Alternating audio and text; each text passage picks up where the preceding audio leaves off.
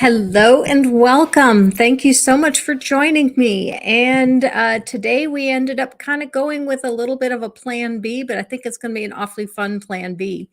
My original guest was a believer. I put it on the books 4 months ago. I mean, I booked this guy months ago. And then when I went to confirm, I could not find him anywhere. I got no response from him. So I said, Kitty, can are you available? And Kitty said, sure. So I said, let's just kind of do an open mic night of ask us anything. And so here, Kitty and I are here to talk about whatever you want to talk about. Kitty, say hello. Hello. But no, how is everybody? Hope you're all doing well. And in the chat today, we have Maya Atkinson, The Rage, Randolph Richardson, The Lone Wanderer's Bunker, let's see, Eric Mishima, and Cosmic Kyle. Welcome, everyone. I'm going to kick us off with a question because I've got a question that came up today. And being somewhat new as an atheist, I know what we used to say as believers, and it just doesn't seem appropriate anymore. And I'm wondering what people who are not believers say in this situation. And here it is. This morning, my son Robin got up and went outside and discovered that his car had been hit. It was hit hard by a hit and run driver. And he has a habit of he has a lot of anxiety, so he always gets to class at least an hour in advance. So when he went out and saw his car damaged, it wasn't a time crunch thing because he was 2 hours early for class anyway. So he dealt with that for a bit and then went to class, and we started working on, how are we going to deal with this problem. But I'm thinking this whole situation was kind of a blessing in disguise. At least that's what we would call it as believers, because today my son dealt with the insurance people, he had dealt with the tow truck, he dealt with the police, he dealt with the apartment people. I think my son talked to more people today than he normally deals with in a month. And I think it was actually quite good for him. So my question is, for people who are not believers, what do you call a bad situation that has a good side to it? I don't think you call it a blessing in disguise, do you? I mean, I sometimes still do. Okay.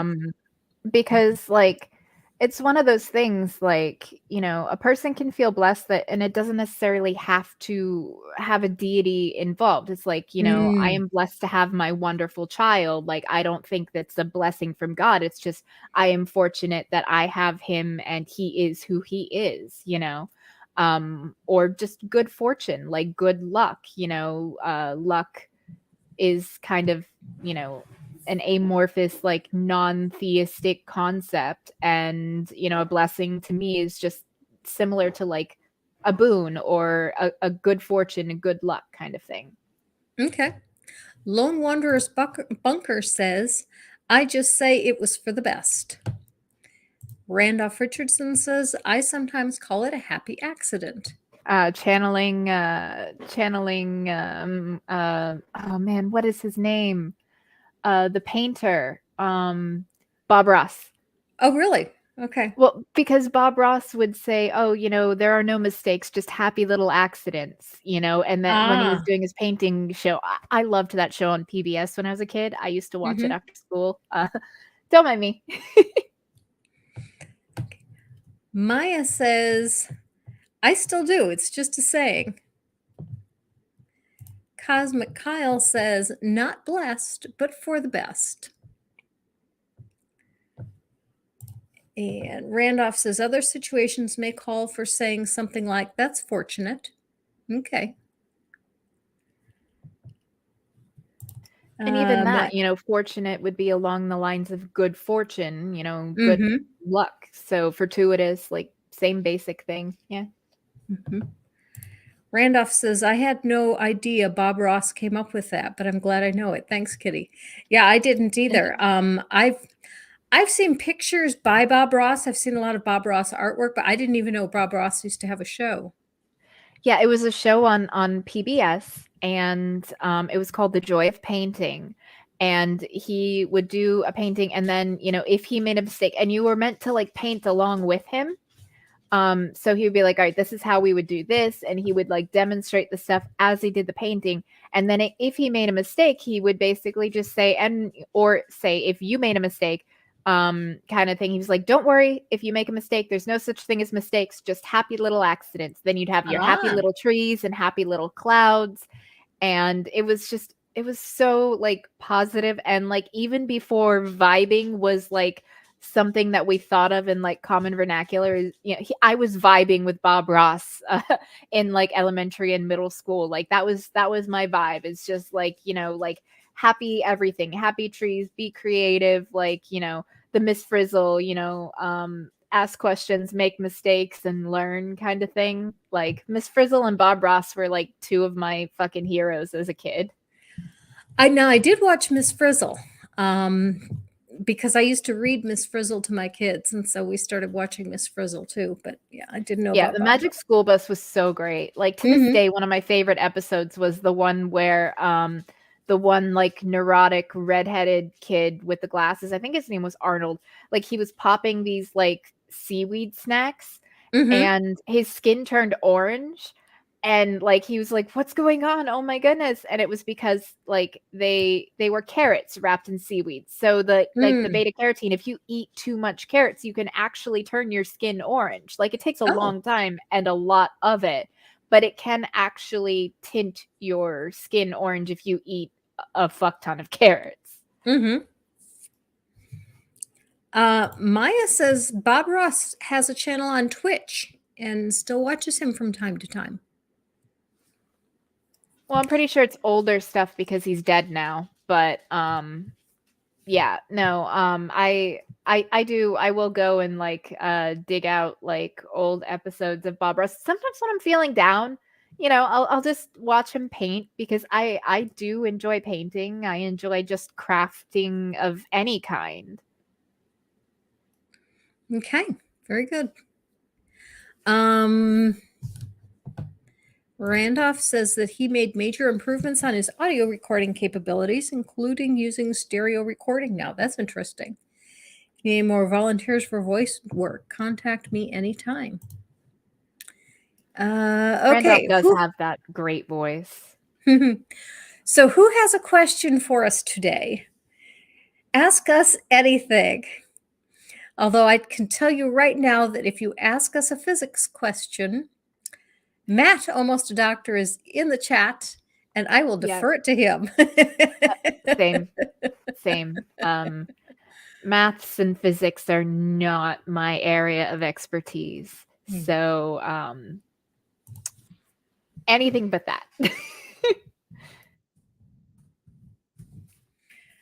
I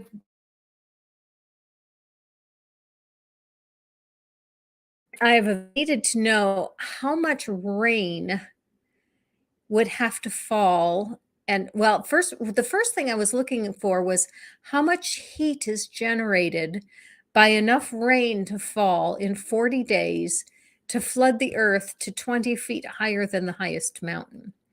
And I didn't find that exact answer, but I found where Andrew Seidel had done the calculations on how much rain that was. And he gave the answer in an amount that I didn't totally understand, because he gave it in miles of rain. And I'm assuming that he means cubic miles, because obviously rain would have to be a volume measurement. But I didn't totally understand what he was doing. I just used his numbers. Okay. No, that'd be Matt, over my head. Matt has a question for us. How do you design a low pass filter for 20 hertz with a 100 hertz stop band at 409 dB? That's an electrical engineering problem, so I am safe. Okay, so actually I don't know that. But my partner just left for the store, but he's actually an electrical engineer. He's actually electrical, and he got degree in electrical and mechanical engineering. So that would be a him question, not a me Okay. question. I'm going to star that question and take it off the screen. Let me know when he gets back and we'll read it to him and see if he Yeah. wants to answer either I'll on I'll air see if or he slip can. you a It's been note. years. It's been years since he went to school, but, we'll see. My favorite dinosaur is the velociraptor, and it's honestly because I think they look really cool, that they were more like a pack huntery type, and because I'm a sucker for Jurassic Park and, like, the scene with the velociraptor claw where he was gonna, like, pretend gut the kid to freak him out, like, I I love that. I've always liked the Triceratops, although temporarily for this week, my favorite dinosaur is the T Rex. And that's because it came up in the video that I'm making. I was wondering how long does it take for a dinosaur to grow from a juvenile state to an adult state? And one of the things I found out about the T Rex was they actually do not reach sexual maturity until late in life. They don't reach sexual maturity until about 16 to 18 years old, and they only have a life expectancy of about 20. Now, they reach full size in about 2 to 4 years, but then they don't start mating for another decade after that. And I thought, well, no wonder they always look so angry. They reach full adult size and can't have sex for another decade. Most dinosaurs are ace, confirmed, okay. And Junie the Apostate wants to know, is mayonnaise an instrument?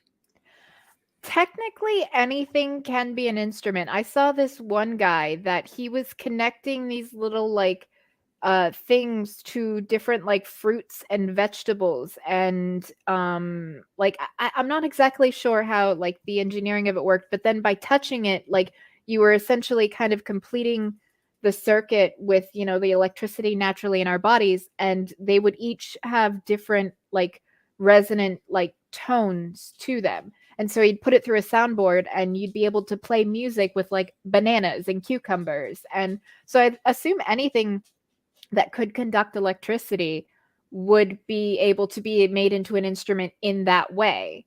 Then, I mean, also, if you have a keyboard that has a fart noise, to change it so that all the keys do fart noises, you could easily do that with mayonnaise, fart and sex noises.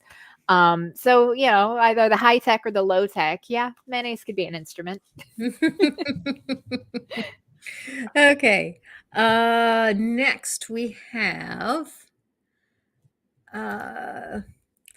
what do you consider important for community building in the atheism demographic? I'm interested because I'm starting an in-person community events now. Okay, here's what I think we need more than anything, and I don't see how this is feasible. But maybe if you get enough groups together, you can find a way to make it feasible. One of the strengths of the Christian church is that when somebody has a problem, the church will rally around that person and support them. And one of the first ways that they do that is with food. Anytime somebody has a baby, anytime somebody's in the hospital, somebody is bringing that person food. But that's very difficult to do when you're scattered all over the country. And I don't know how we could do it, but we need to find a way to be able to support one another when we're in need. That's exactly what I was going to say. I mean, sure, we can help, easily with, fundraisers for those that are able, but yes, very much like my answer was going to be, we need to essentially be comparable to the religious groups for their sense of community, where you have meetings, regularly, of people getting together doing, like, cookouts and barbecues, doing, like, events for children like fall festivals or the like, because really everything that religion gives a person, you can easily get outside of religion. It's just having the infrastructure in place. Like, religion has us beat there in that they already have that community building, being there, rallying the wagons kind of thing. And they have that. And we need to be able to compete on equal ground with them in that respect, because there's really nothing else they can offer aside from those things. And if we do hope to eventually get to a point where, you don't feel the need for religion, for community, a lot of people are non-believers but stay in the church because of that sense of community, because they feel that there is a lot to lose. I mean, sure, there might still be, even if we were on par, like losing their family, like being cast aside, like excommunicated, that kind of thing. That would still be an issue. But for the loosely religious, where they're just there for seeing the people at church and going to like the church events, where the church cookout or the church youth group, those kinds of things. Those people would be much more willing to kind of step away from it. And the more people that leave the church, the less power overall it will end up having in society as a whole. So if we can compete with them on even ground when it comes to those community activities, then I think the world would be a much better place. Actually, there was one thing, a church that I went to for a short time in high school, they every Friday and Saturday night, they opened up their church to teenagers, and they had adult supervision there. They would have music, they had some video game consoles, pool tables, dartboards, like, and sometimes the youth pastor would have his band there, and they would play their Christian rock music and everything. And their whole goal for it was, it didn't cost anything to get in, and they had like a grill, so you could get like burgers, hot dogs, nachos, like simple food. And it was cheap, and because kids don't have a lot of money, so make the food cheap so that they can eat something there. Parents can drop the kids off and know that they're safe and supervised, but it gives them a safe place to hang out, where they're still allowed to be around with their friends. They're allowed to, it's basically like going out on a Friday night, but with training wheels or guardrails. So like nothing extreme was happening. And it was to keep the kids out of trouble and safe, but still give them a place to express themselves and have fun and socialize with others of, their age range. Even if they didn't go to the same school, which I thought was an amazing thing. And would definitely be something that I would like to see done in more communities, just in a secular way.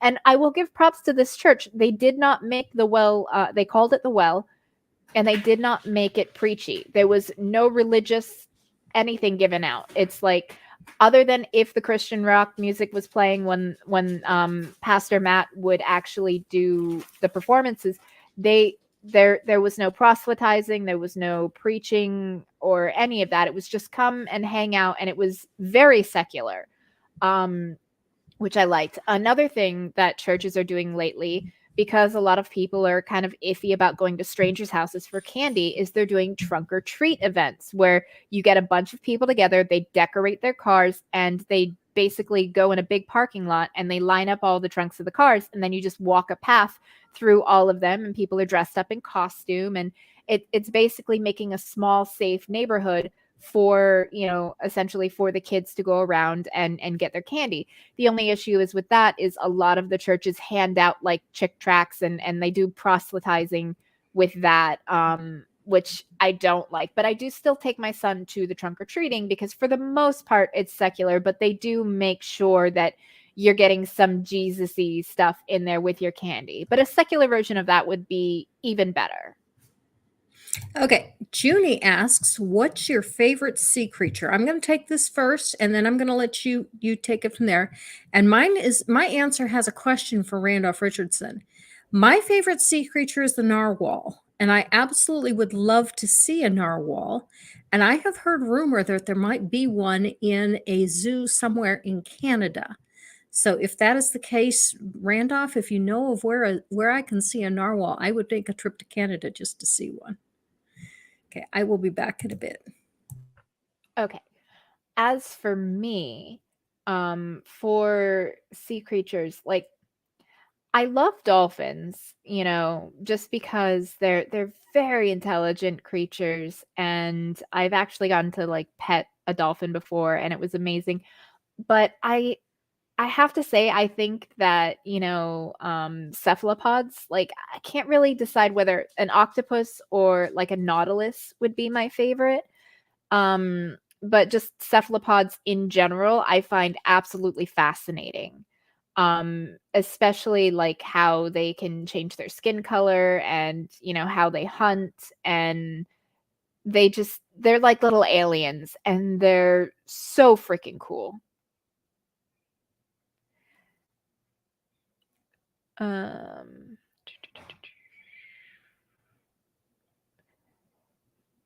Hank Hill, is that from King of the Hill?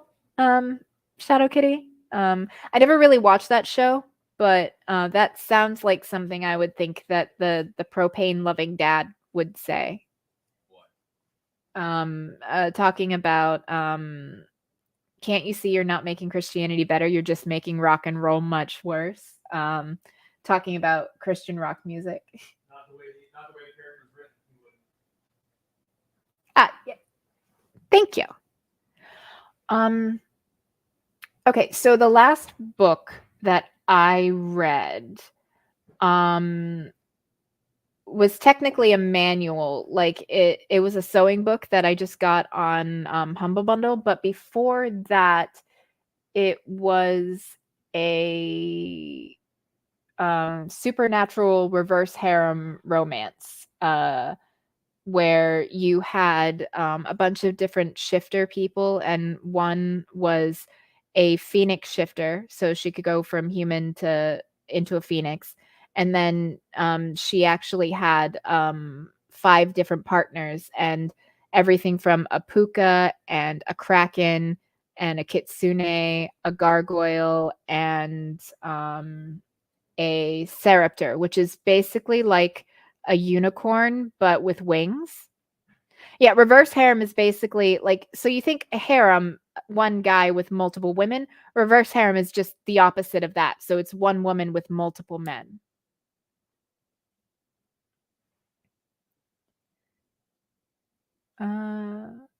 Indie animation. Oh, she's back. So I'll let her answer. Okay. Did you already get this one? Anything you can hit can also be an instrument? Yeah, I saw that. Yeah. But the most recent question that I just answered was, what was the last book that I read? Okay. I'm going to bring up terems.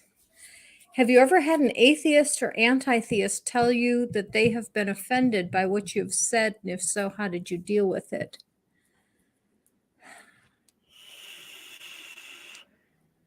I don't think I have. I did have a comment in a video recently but the person was not rude about it at all. They were very kind. They just had a disagreement, and they didn't say that they were offended, just that they disagreed. So I'm not sure that I actually ever have. Have you, Kitty?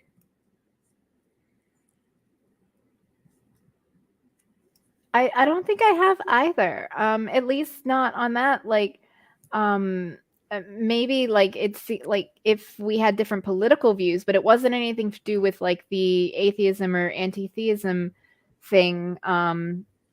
Because, well, actually, no, I take that back. There was, one time somebody did say something, and I can see where they were coming from. But like, there are some people that will say that religion is a mental illness, full stop. And I do not believe that.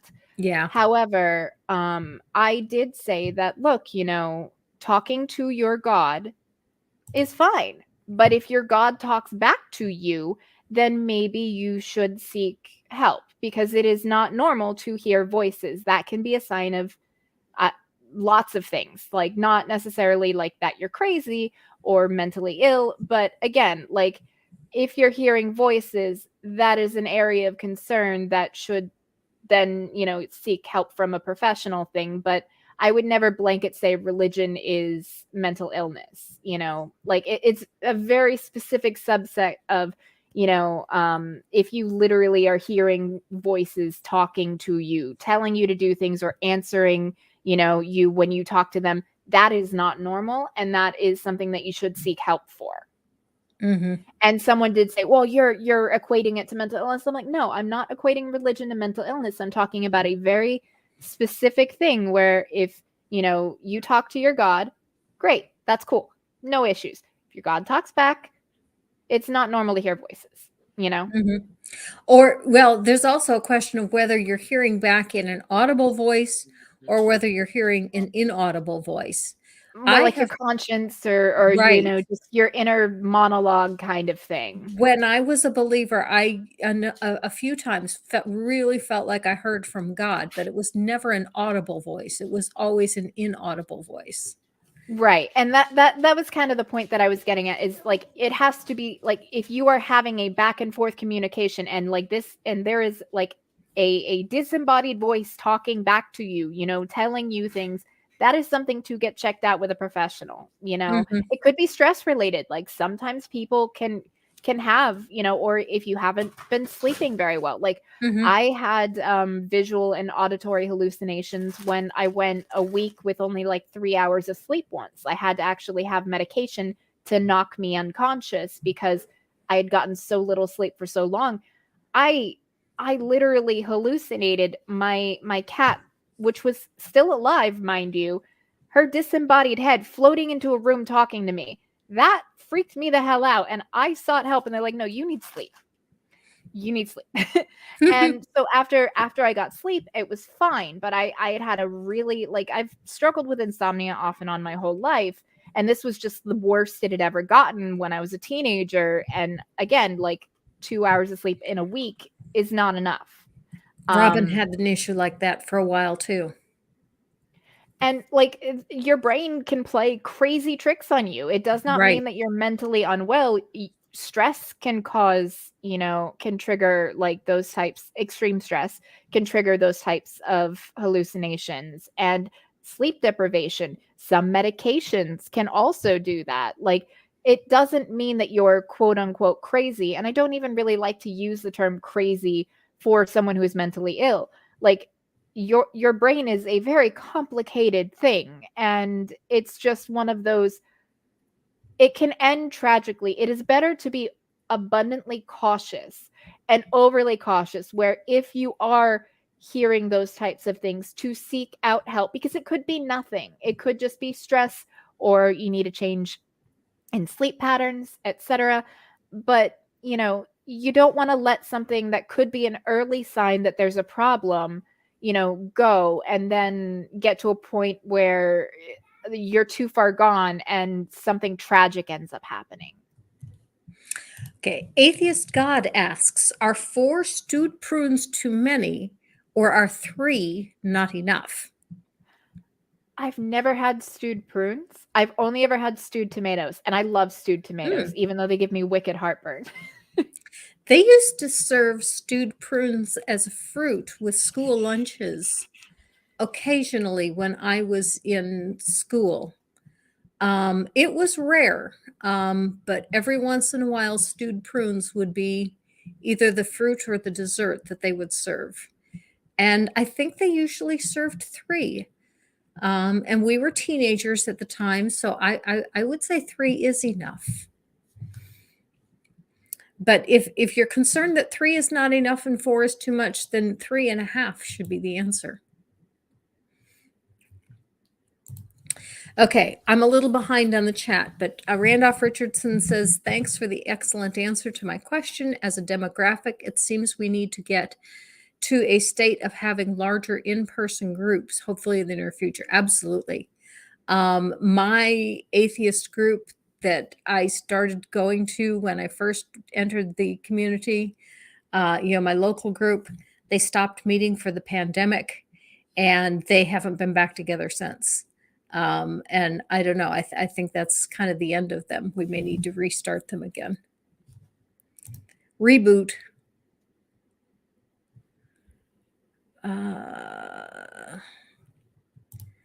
Purple says, I only stayed in the pagan community for as long as I did because I really hadn't believed in anything for years.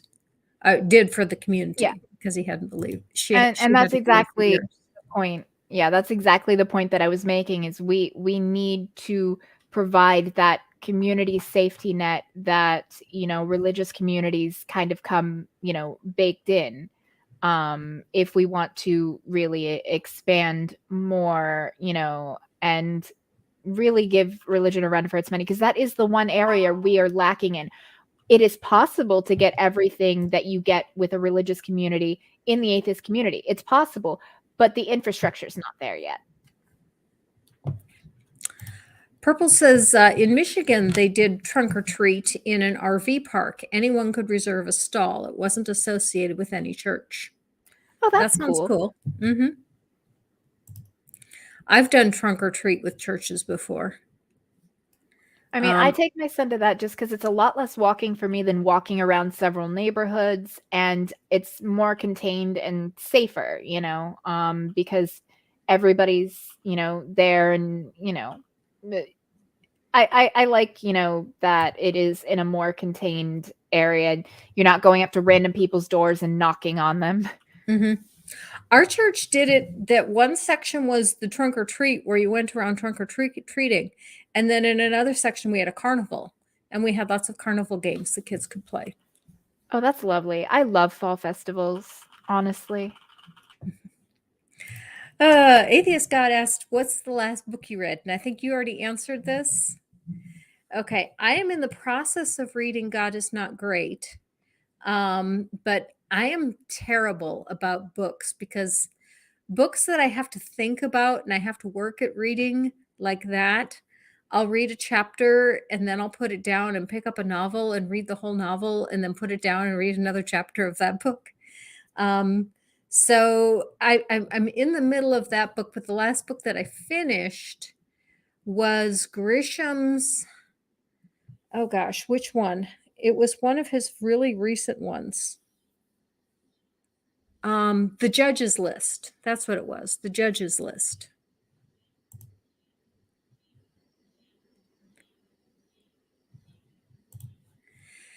Okay, Greyheart Labs asks, what is both of your favorite indie animation or indie video game? I need Robin to answer this one for me. I don't know if any of the video games I play are indie video games. I don't think they are. I don't watch any animation at all. So I'm not sure. Unfortunately, Robin's not in the chat today, so I can't. So for me, I'm pretty sure it's an indie studio that came out with V Rising, and I've been playing that a bit, and I'm really enjoying it. You play as a vampire, and you wake up, and you have to.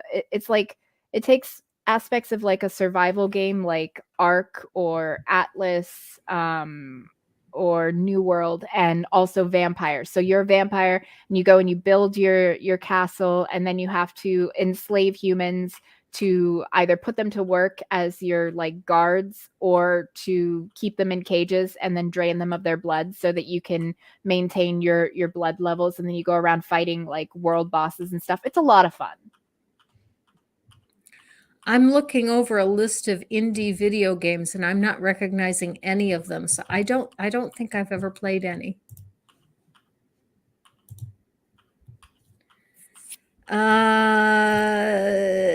Tim H1208 asks, Kitty, what is your YouTube channel? The link in the comments doesn't seem to work. Oh, the link in the comments is Kitty's Cash App.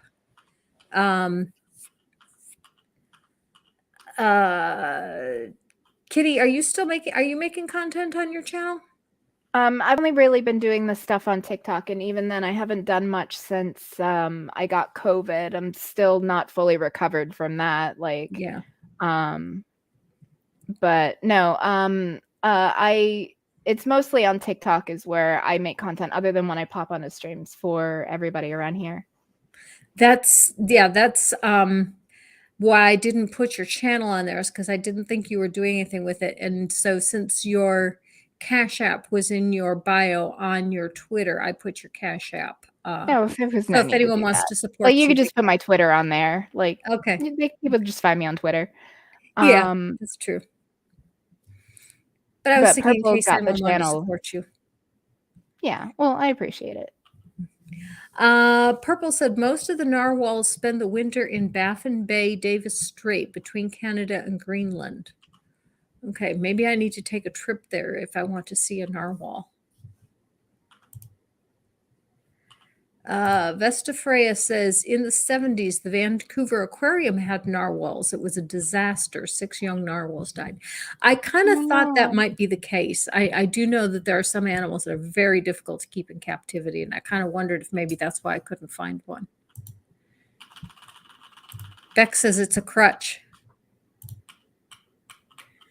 Atheist God says, has anyone seen my glasses? No, I have not seen your glasses. Check your head. No, I'm not even kidding. My mom, like multiple times, has been tearing the house apart looking for her glasses. Where the hell are my glasses? And it's like, Ma, they're on your head.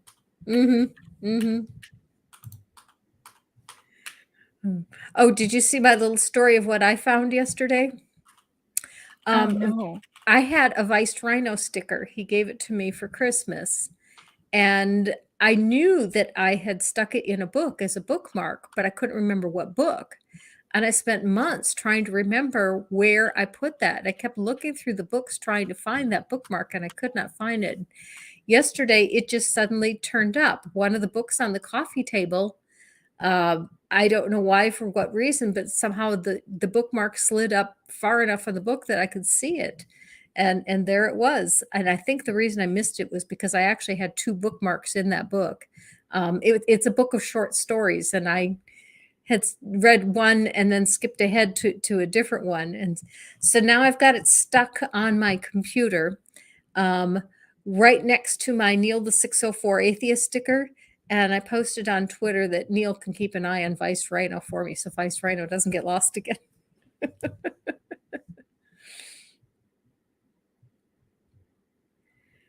Okay, Purple has posted a link to your channel. Taram says, it seems I'm an equal opportunity offender. When they fished for an apology and told me other atheists were offended, I suggested their offense is not an argument. That went down well, too. Very true, though. An offense, being offended is not an argument. Atheist God says religion is more of brainwashing if indoctrinated, especially at a young age. Matt asks, have you heard an atheist agnostic both tell you they don't believe in God because of science, as in general God and not certain young earth claims? Absolutely. And this is one of the things that I kind of chuckle at a lot at people on Twitter, because so often when people see that my name is Godless Granny, or that I don't believe in God, they'll start out with, so why do you believe in science instead of God? And I'm like, I never said I did. Science is not my field. I have just barely better than a high school understanding of science. And science had absolutely nothing to do with why I don't believe in God. People just assume that it's science, and it wasn't. For me, the big one was history. And the reason it was history was because I could understand that. Yeah, I've actually never come across that. Usually, the people that come to me are, believers that are essentially trying to convert me. I've had it happen quite a lot where I'll be out at a store and, young person with a cane, someone who is disabled, and the well-meaning Christians will come and accost me and, well, if you just accept Jesus, he'll heal your body and, close all your wounds, and you just have to love and trust him with your whole heart. And sometimes I have the patience to have a conversation with them, and other times not so much. But I'm never nasty to them, maybe a little bit brisk, but not nasty, because I don't want to come across as like the angry atheist, because I've got nothing to be angry about other than the fact that they are acting predatory. And I actually did have this woman that I did tell her to her face, look, you saw me with a cane and were walking down this and then turned around to come back to me. Now, whether you registered that consciously or not, it doesn't change the fact of the matter that, your proselytizing was focused on preying on somebody you saw as vulnerable, somebody with a disability. And when it comes down to it, like, I see it a lot. It happens regularly, and it really makes me sick to my stomach because while I have accepted my disability, I have accepted that there are things I will never be able to do, and that, I am limited in my physicality, and that I deal with pain. The alternative is dying, and I'm not ready to do that. So, I've made peace with it. But not everybody's in that position. And our society is incredibly ableist. It does not look out for those that have disabilities. I mean, hell, if you are even on disability, you are expected to live in abject poverty if you want to get any benefits at all. Not to mention, parking, elevators. Sure, we've got, the Americans with Disabilities Act, but honestly, it doesn't matter. Like, disabled people really fall through the cracks in our society. And so a person dealing with a disability, they have their health issues. Then they have a society that does not give a shit about them. And they could feel like they're a burden to those around them. Like, that is something that plagues a lot of people with disabilities because they're not self-sustaining. They can't pull themselves up by their bootstraps. And any help they might be able to get from the government is not enough to even sustain their life, let alone, help make up for the fact that they are limited and might need extra help with different areas. So when these Christians go after these people, this person could be at the lowest part of their life. And when someone is in that kind of mindset, they are more easily preyed upon. You don't usually hear stories of people saying they found God when things were going great for them. They are either brought up with religion from a very early age, or even if they weren't, it's in a time of crisis, like a parent died, or they got a cancer diagnosis, or they were sexually assaulted, or what have you. Any number of terrible things have happened, and that's when they found God in their darkest hour. And it's because that's when they're most vulnerable, and the people around them, whether intentional or not, are preying upon that vulnerability. And it's just a pet peeve of mine. All right, off my soapbox on that one. Along those lines, most people know that I've got some rather serious spinal issues. I've got a severe scoliosis. And when it was getting really bad and it was getting to the point where I could barely walk anymore, I had someone come and tell me that he was a faith healer. Now, I was still a believer at that point. So when he came and told me he was a faith healer and he could heal me with the power of prayer, even as a believer, I didn't believe in that kind of thing. But I went, yeah, sure, go ahead, because it wasn't going to hurt.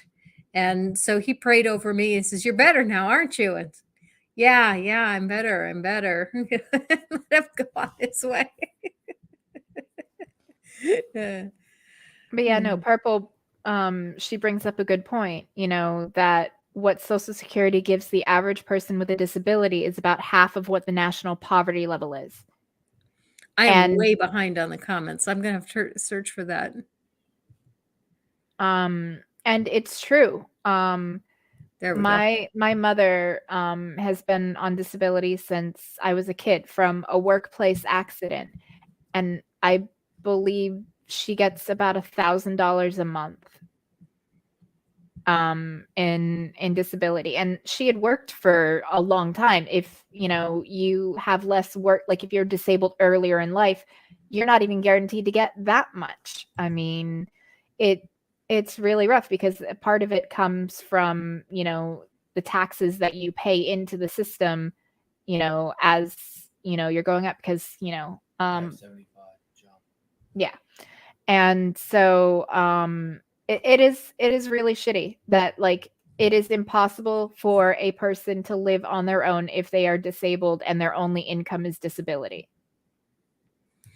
Maya Atkinson says science is just the collection of observed data. You don't have to believe in it. You just have to not ignore the observable data. That's a well good said. point.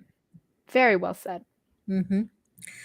Vesta Freya said, "My husband has a full beard, mostly white in color, And yesterday, while at the library, had a young Chinese mom and her 4 to 5-year-old son come up and say to him, "Hi, Santa."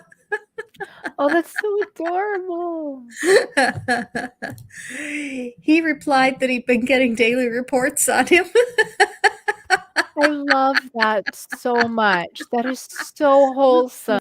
See, like, here's not a question asked, but in relation to the Santa thing, even though I'm raising my child in a household without religion, I do still observe the Santa tradition because my thought process is essentially there's plenty of like darkness in the world and kids are having to grow up way too soon, it seems. And so allowing him that little bit of magic, that little bit of like childhood innocence for as long as possible, that means, something to me. Like when he asks me, I'm not going to lie to him, and I will be honest if he comes to me and says, "Hey, is Santa real?"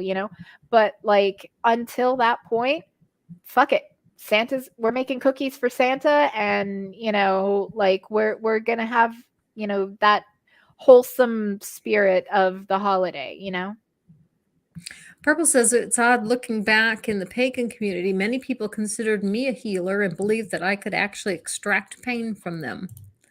All I really did was guided meditation with some basic massage.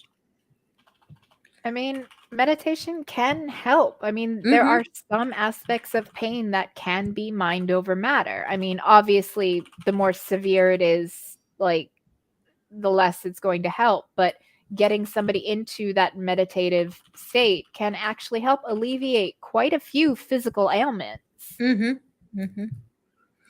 Johnny Rapine says, in Hermosa Beach, California, Santa paid for our dinner one night. And Hugh Mongoose says, Santa is real?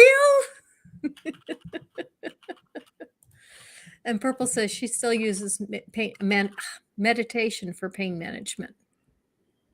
All right, there was another question I saw. I'm trying to find it now.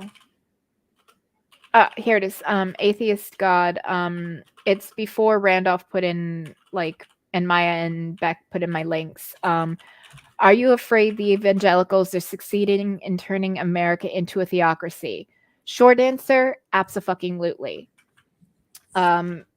They saw Margaret Atwood's A Handmaid's Tale and thought that it should be a guidebook rather than a word of warning, and it terrifies me. Just here in the state of Florida, there was recently a 16-year-old girl who was seeking an abortion, and she has no parents. She is an orphan. And the state determined that she was not emotionally mature enough to decide to terminate her pregnancy, meaning she needs to be emotionally mature enough to raise a child at 16 on her own. That one made the national news. I saw that one on the NBC News tonight. Yeah. And yeah, we both were, my husband and I were both, just scratching our heads over that one. How can someone be too immature to decide to terminate a pregnancy, but they're mature enough to raise a child? I suppose the answer that the court would give is, well, you're supposed to give the child up for adoption. But still. You're still putting trauma on her body. Yes, while she at 16, 17, is physically capable. It's not like the 10-year-old who at 16 it was much more life-threatening, to continue the pregnancy. But at 16, at really any age, I mean, granted, my case is a little different because, I already had my disability and my health issues, but pregnancy really fucked me up. And, I have lasting effects from when I was pregnant. And I'm not the only one that has. Even healthy, able-bodied people with no medical issues can have permanent repercussions from a pregnancy. And so it's fucking horrifying, honestly. Well, not to mention what it does to your life. I mean, trying to go to school while you're pregnant is difficult. Trying to take exams I took the bar exam while I was 8 months pregnant. And No, most thank people you. thought I was out of my mind. Um, but that was my choice. I chose that. She didn't. No. She was not old enough to make that decision. And anyone who says that she's pregnant by her own choice is absolutely wrong, because if she's too immature to determine that she can terminate pregnancy, then she was too immature for someone to choose her as a sex partner. Absolutely. I mean, she is still a child. She is still a Mm-hmm. minor. Your brain doesn't finish fully developing until your mid-20s. Mm-hmm. So, I mean, you can't really have it both ways, but that's what they're trying to do here. And my issue is they kind of overplayed their hand. You have people Right. going out there saying that, you know, they're worried about, their words, not mine, the browning of America, the immigrants coming here and, having more babies than white babies. Like, there was the woman that thanked Trump, like, on television for protecting white life. Now, she said later that she meant to say right to life, which, sure, maybe, slip of the tongue. I've had it too. But she heard what she said and did not correct it. And the worst part is the crowd cheered her, Mm-hmm. saying, "Thank you for protecting white life." Mm-hmm. That is their goal. They Right. want white babies that they can indoctrinate into Christianity to basically continue to have a stranglehold on power. And that takes us right back to Atheist God's question. Are you afraid if evangelicals succeeded in turning America into a theocracy? And I am not as afraid of it as Kitty is. I do think things are bad now, and I think they're going to get worse for a little bit longer until we can get a shift on the Supreme Court.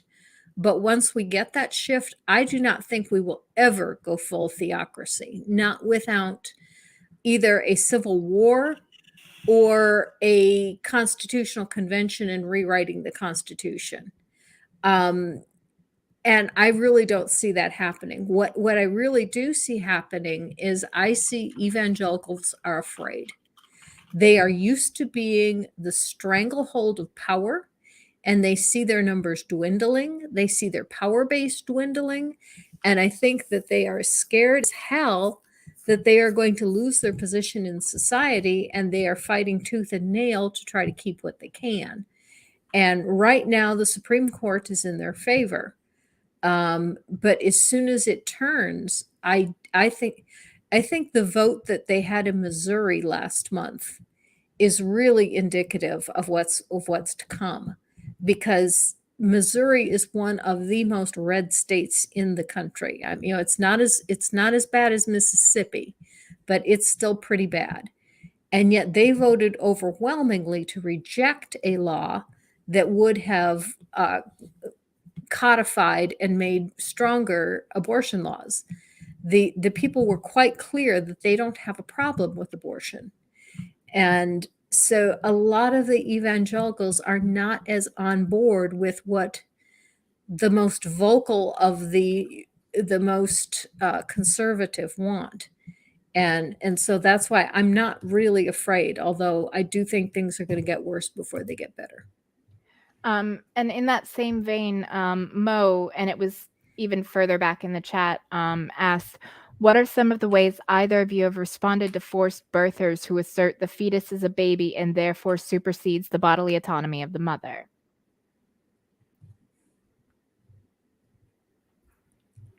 It was after the stewed prunes thing, when Purple first linked Okay. my YouTube channel.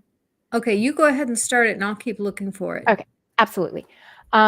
So for me, I am actually a moderate when it comes to abortion. I understand the argument that people, further to the left of me have, that abortion should be, at will, no questions asked, up until birth. But I was happy with what was instituted with Roe.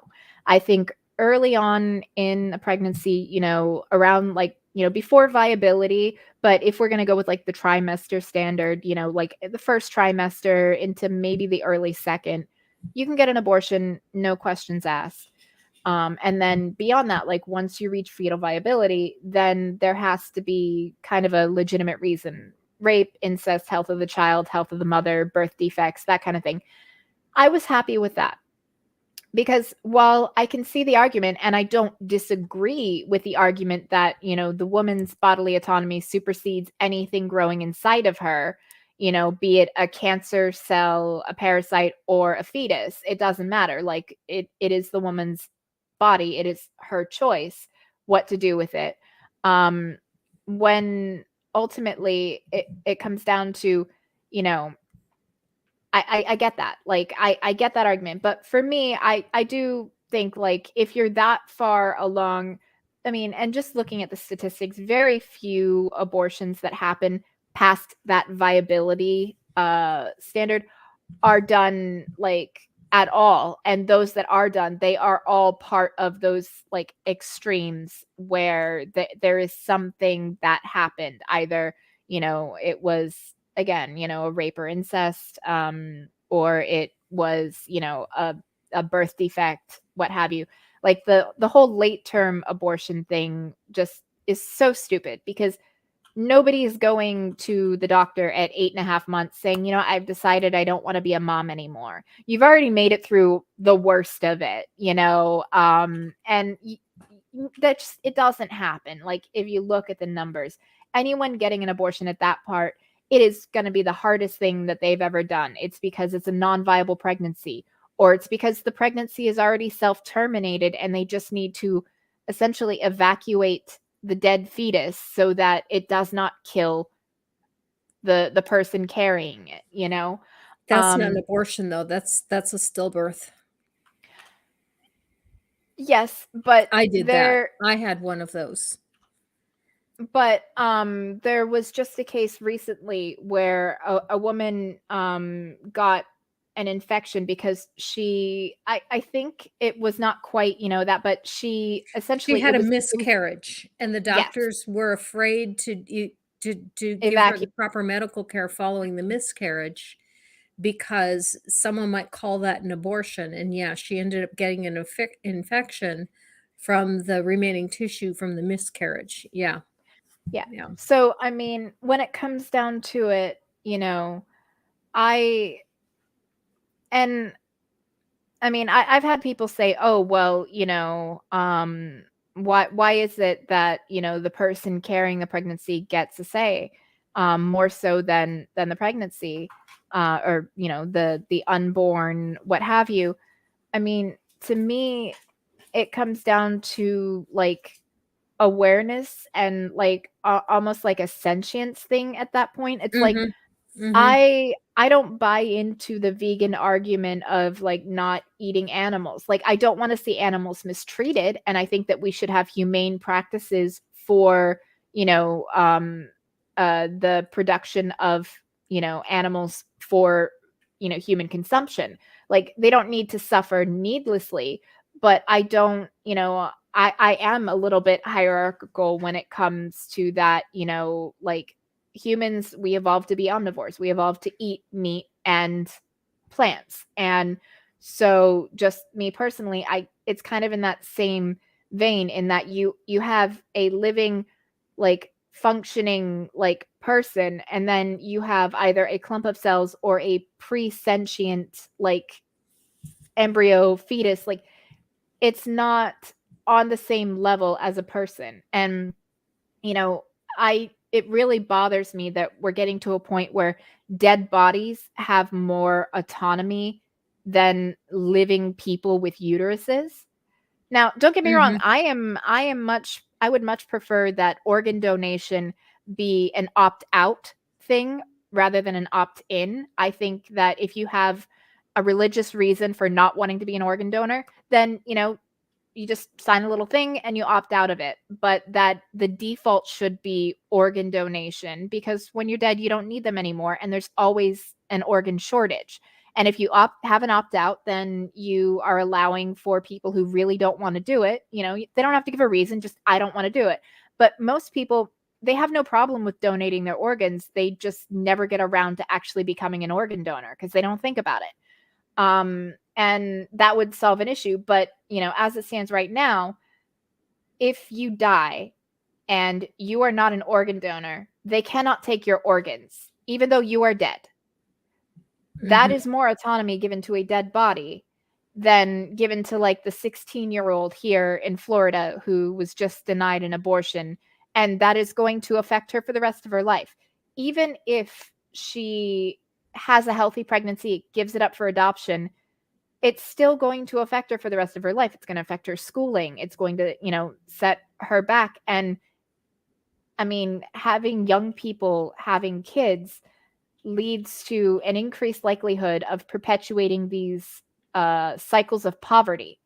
And, you know, that just does not lead to happy outcomes for anybody, society included, because the number one predicator for crime is poverty. So if you are doing and making decisions that are forcing more people into poverty or forcing them to stay in poverty, you are essentially making society as a whole worse, and you are increasing the likelihood of crime and violent crime just by those actions, not to mention the fact that it is just dehumanizing the person to take away their autonomy.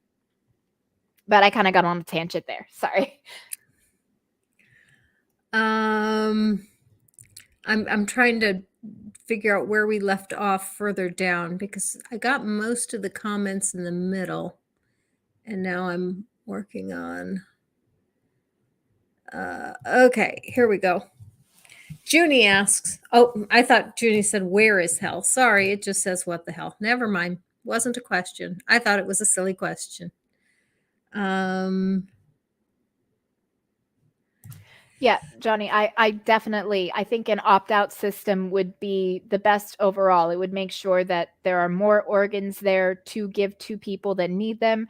And it still allows people to say, I don't want to do this, rather than someone, because most people don't care one way or another. Like it's just that you have to take an action to become an organ donor. Whereas, you know, if you're kind of on the fence and you have to take an action to not be an organ donor, you're more likely to say, you know what, fuck it, I don't care, whatever, you know. And so we'll have more organs to help keep people alive, like Diana. She still needs kidneys. Okay, I don't understand this question. It says, have you heard of pregnancy-induced chimerism that leads to autoimmune disorders? No, I have not. Do you know what he's talking about?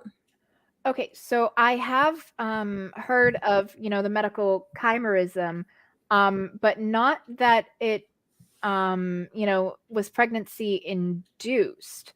So I actually in college did one of my papers on this where I was talking about twins and different types of pregnancies where you'll have your fraternal and your identical twins, and then you can have something that's a fetus in fetu, where basically one fetus early in development kind of absorbs the other one, and a twin can be born like pregnant with their own twin. Like they actually have like some of the fetal remains inside of them when they are born.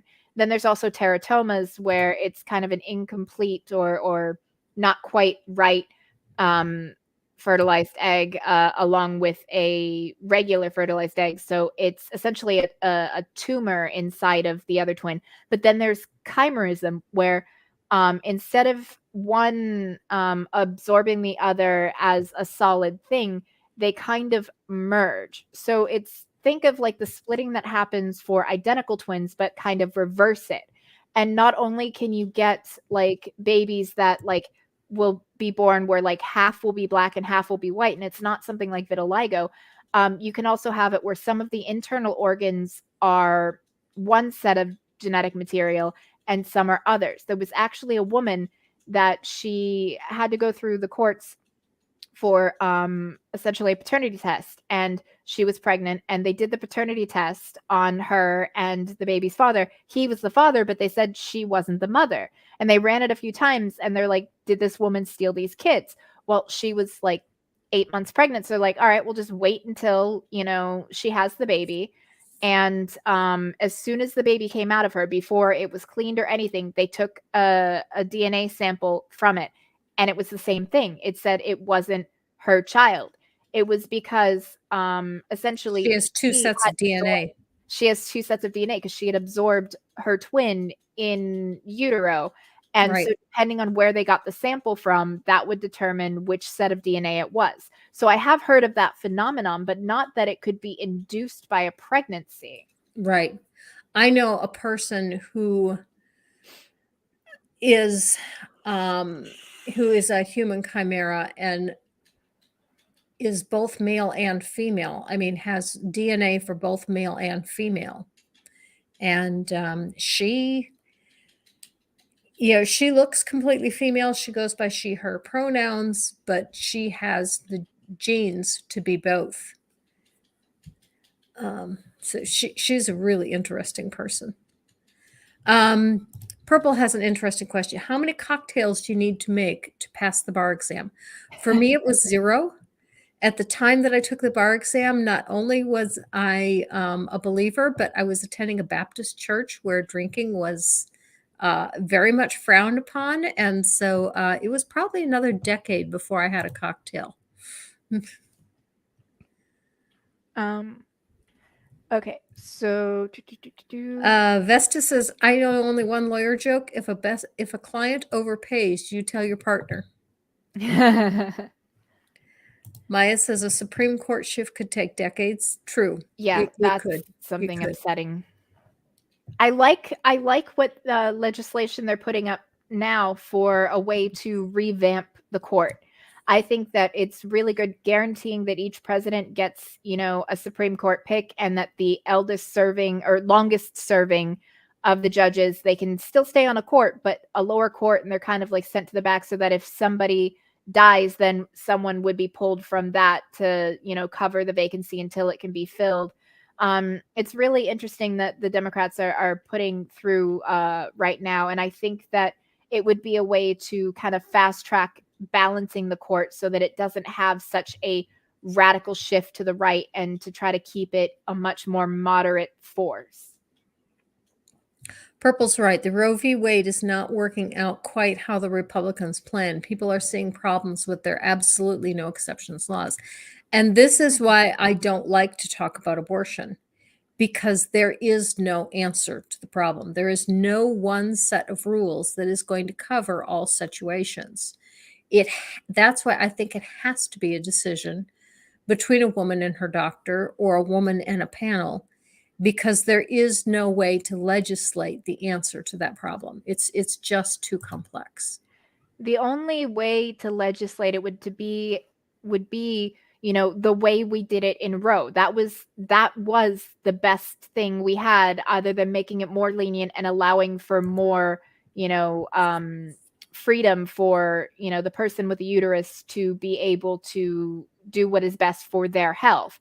But Roe already had a solid moderate guideline where it had some restrictions on abortion, but it wasn't too extreme. And as long as they didn't keep like chipping away at it in the states, like it was a good framework that allowed for a safe access to abortion, but didn't allow for abortion until birth, no questions asked. Like that was about as extreme as you can get, while still actually being able to address the issues.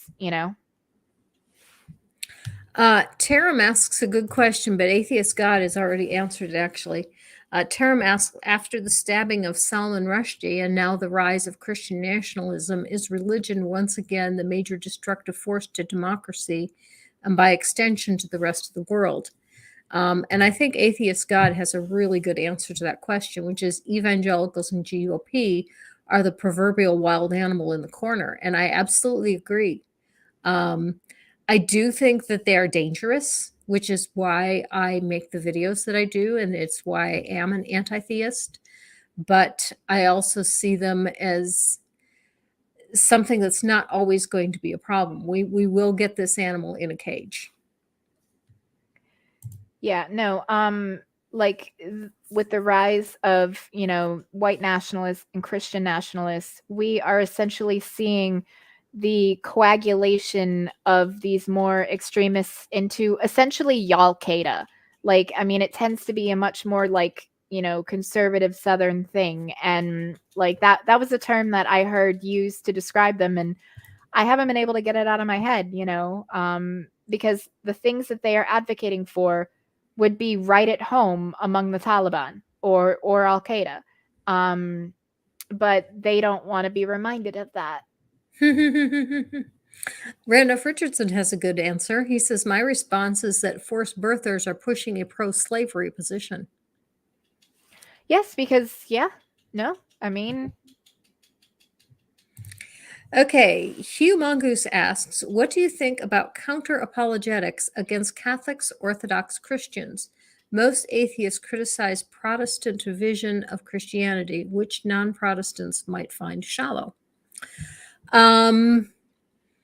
I find that most of the arguments against the Protestant apologists apply equally to the Catholic and the Orthodox Christians. I personally have responded to a couple of Catholic. Brian, what's his name? Brian, gosh, I can't think of his name now. The guy who thinks that asking someone to use correct pronouns is bullying you. oh God. Yeah. He's Catholic. I've responded to a Catholic monk and a Catholic priest. So, I don't really see a whole lot of difference. They all pretty much use the same apologetics arguments for the existence of God and for the reason that they think that their religion is truth. I mean, it's basically it's paint by numbers. They're just using slightly different shades of paint for the same picture. I mean, honestly, it might be like a little different in the minute details, like where you have like Catholics with their transubstantiation and, they're a little closer to the more death culty thing, with the blood drinking and the body consuming. But it doesn't change the fact of the matter that the broad strokes are still the same. Mm-hmm. Okay, so here's one. Taram asked, it's 2:02 a.m. here. Here's a lighter question. If there was a heaven, what form would you like it to take? Similarly, if there was a hell. Okay, so for me, actually, heaven was what got me to stop believing in God. Because I really stopped to think about it. And the idea that I could be in heaven and my child could be in hell, there was no way it could be paradise for me because I would know my child is suffering. And so for that, I would have to for it to be paradise, I'd have to either have a fake copy of my child there, which I wouldn't want a Matrix-like situation because I'd rather an ugly truth than a beautiful lie. I would have to, know my child is in hell, and then I'd be suffering because my child is suffering. Or I would have no memory of my life, in which what was the point of living it? It seems just like a lot of wasted pain and, misery and effort and energy. So that was kind of what really got me questioning, like, just like the whole afterlife thing anyway. And this was even before I became a parent. And, as for hell, like, I always thought, like, when I left Christianity, I was still pretty young and I became a pagan. I did still maintain not a hell belief, but like I did have a belief that, there was an afterlife, and it was basically where all souls went to wait to be reincarnated. And it was just kind of chill. It was just like a higher plane where there wasn't suffering or strife. You were just kind of like a spiritual entity kind of thing, kind of like a ghost, a ghost in heaven. And I thought that bad people, like the really bad people, were not allowed entry into that afterlife, and that's where you got like your negative spirits, like your demons, your evil ghosts and stuff like that. They were literally just, you know, echoes of what they were, because they weren't allowed to stay in that cycle of like reincarnation, and they were cursed to basically wander the earth, like mostly impotent, but you know, yeah, that was like where I was for a long time. But then honestly, I don't like the idea of hell just in general, because infinite punishment for a finite crime is just really fucked up to me. For me, what would heaven look like? Number one, absolute rule, everybody gets to come in. No exceptions. Everybody comes in.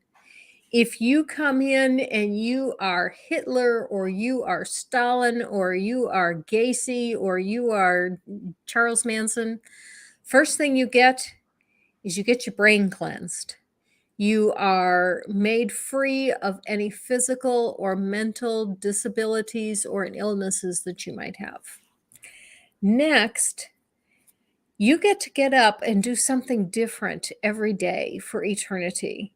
And people sign up. There's sign up sheets for events that you want to try learning and that you want to try teaching. And I would absolutely love to go mountain climbing. I Oh, that would cannot be go great. mountain climbing. I do not have the body for it.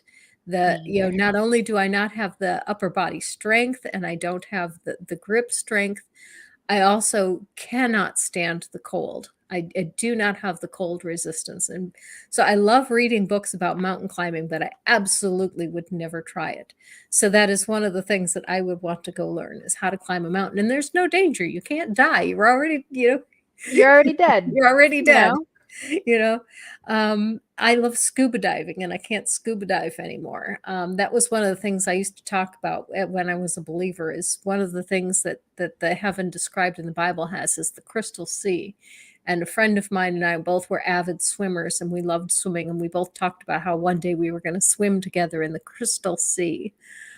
So for me, heaven is being able to go and learn whatever you want to learn, and go and teach whatever you can teach, and just having an eternity with everyone, being able to try all kinds of different things, cooking all new kinds of foods, and just having different food available to you all the time. That's heaven to me. I would want to explore the galaxy and see what life might be burgeoning in other corners, you know, of the universe.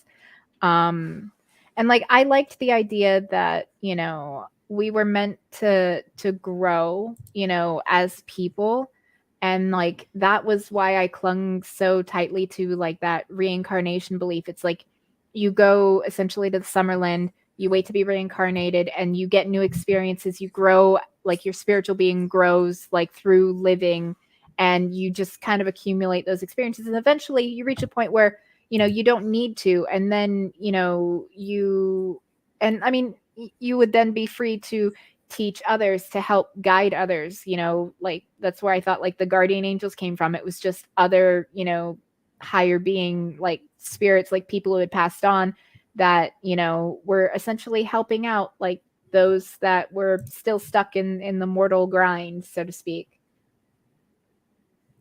I liked my beliefs. I do sometimes miss them. It was nice, you know. I mean, there are times I'm even a little jealous of believers, cuz like you can't make yourself believe something. And when my uncle passed away, I saw how much comfort my family got from like their thoughts that he was in heaven and he was with the angels. And you know, for me, the only comfort I had was bittersweet. It was cold comfort that he wasn't suffering anymore, because anybody who takes their um takes their own life, you know, they are suffering on one level or another. So I very much just, you know, had that he's not suffering anymore, you know, but I couldn't have the he's in a better place thing.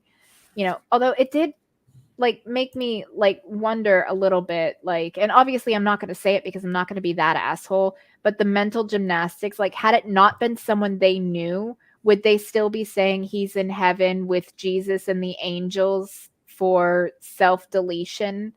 I don't think so. Like I do think there was a little cognitive dissonance there because, you know, their belief system says that, you know, suicides don't go to heaven. So, but what are you going to do? Kitty, did your partner ever get back with an answer to the electrical engineering question? Did you ever come up with the answer to that electrical engineering question, or did you not get to it? They were just asking. I took a picture of it, and I think he got sidetracked getting some work done. So I'll have him take a look at it now. Again. Yeah, if he's got an answer for it. I snapped a picture of it from the chat. So okay.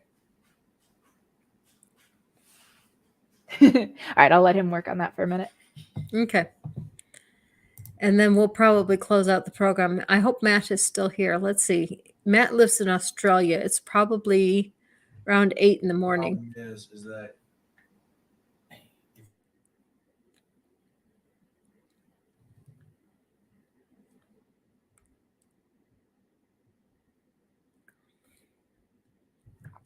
he's over here jotting down numbers, and he was like, it depends on if he wants physical or soft. And I'm like, I don't know. This is not my area. Actually, I think that alone would be enough to be helpful to Matt. Connections and resistors will turn into it, or I actually physically have to build it, which is actual individual diodes and capacitors. Oh, damn it. Why did you drop my pen? Well, because I need to do this real quick and rip off, because you were jotting this down on something that had our address, and I was going to show it. So he's like over here drawing like little diagrams, and he's like, well, how do you want it? You want it like this? And like, I don't know. But so there's your answer, Matt. It depends on how you want it to turn out. Which type do you want? If you're still there. I don't think he's still here, but that's okay. That's kind of fun. Let's see. Okay. I think that's enough for today. So we'll go ahead and wrap it up. This has been a lot of fun. I've got a couple of announcements to make, but before I make them, I'm going to let Kitty go ahead and shill for anything that Kitty would like to shill for. Okay. Well, I know Diana's might still be streaming. I'm not sure. If she is, when you leave here, go over to Lavender Ladies and check her out. And then tomorrow, Purple will be streaming, and I should be on with her. Other than that, the next time I'll be streaming would probably be with Diana on Sunday. I've been going to her streams and just, you know, it's kind of a hangout. We just chill and vibe and talk about whatever. It's very laid back and fun, and I love those kinds of streams because I think it's important for us as a community to, you know, support each other and, you know, be there and just talk. Like, in this day and age, the internet has a lot of flaws, and there are a lot of things like the misinformation and that I don't like. But the thing that I like the most is it does allow people to come together, and you can have friends all over the world and talk to them, you know, face to face, just like this. And I think that's a wonderful thing. And it's great for, you know, building strong friendships and community. You don't have to be in the same room with someone to care about them deeply and to consider them a dear friend, you know? And yeah, so just like be good to each other and like definitely like build those community bonds. Like it's important now more than ever, because things are definitely going to get a lot worse before they get better. And check when your primaries are and research the candidates and go and vote in the primary. It sucks. It's a hassle to have to vote twice in a year, but it's worth it. I will be going on Saturday for early voting because our primary is on Tuesday here in Florida. So yes, please, please, please Go vote. It is important. Democracy depends on it. We had ours in May. Ours has been long over.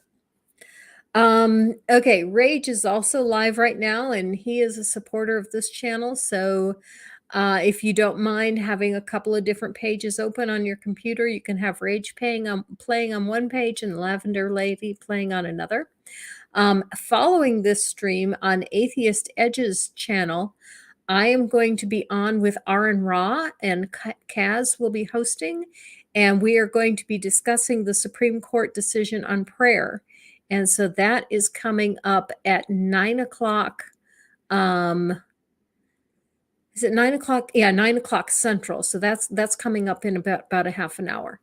And then this week, my produced video, Answers in Genesis, came up with a video that, you know, it was just begging for a response. I swear that's exactly what they wanted, because they titled their video, "Skeptics do not want you to see this video about the ark." So of course I had to answer that one. Can I just say, I love how you go after these people, and like it's like perfect trolling, because you come at it with like facts and logic and reason, and you point out their BS, but you do it with like the sweetest, most grandmotherly smile, and it's just so brilliant. I absolutely love when you do these types of like takedowns where you're just like, yeah, here's what they're saying, and here's why it's absolute bunk.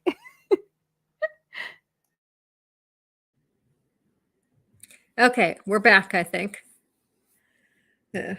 We both froze for a bit. I think maybe I know I saw you as frozen, and then myself as frozen, and I was talking and then I saw you as frozen, but TLDR, I love, you know, your takedowns of these things where you're like, come at it with facts and logic and reason, and you're like, here's what you're saying and here's why it's bunk, and you do it with like the grandmotherly smile, and I just I live for that shit. Like, it's so good. Okay, there's a question here. Okay, I said two different things. Knock is on, Rage is on, but I will be on Atheist Edge, not Rage. Those were two different things I was talking about. Okay, thanks for the clarification. Okay, and then finally, streaming. Starting next week, I'm moving to Tuesdays. There's too many other people that I'm bumping up against on Wednesdays, and there's not quite as many on Tuesdays, so I am moving back to Tuesday. And next Tuesday, X-Cult Baby will be my guest. So with that, thank you everyone for joining us. Thank you for adding so much to this stream. Your questions and comments have been an absolute delight. It's been wonderful. Kitty, thank you so much for coming in and filling in the last minute. And your comments and opinions have been helpful, and I've just really appreciated you. Hey, like I told you when you DM me, it's like, you know, I care about you. You're my friend. And honestly, I have quite a bit of free time, you know, like being disabled, you know. So, I mean, hopping on a stream last minute, usually I can do it, and I have your back, and I enjoy our chats. I enjoy our streams together. It gives me life. It's so good, you know. Yes. And your community is great. Your audience is great, and I love the questions, and I love that you put up with my bullshit, because I am an opinionated bitch, and you seem to like that. So like, we're vibing. I'm good with it. Okay, with that, thank you everyone for coming. Live your life.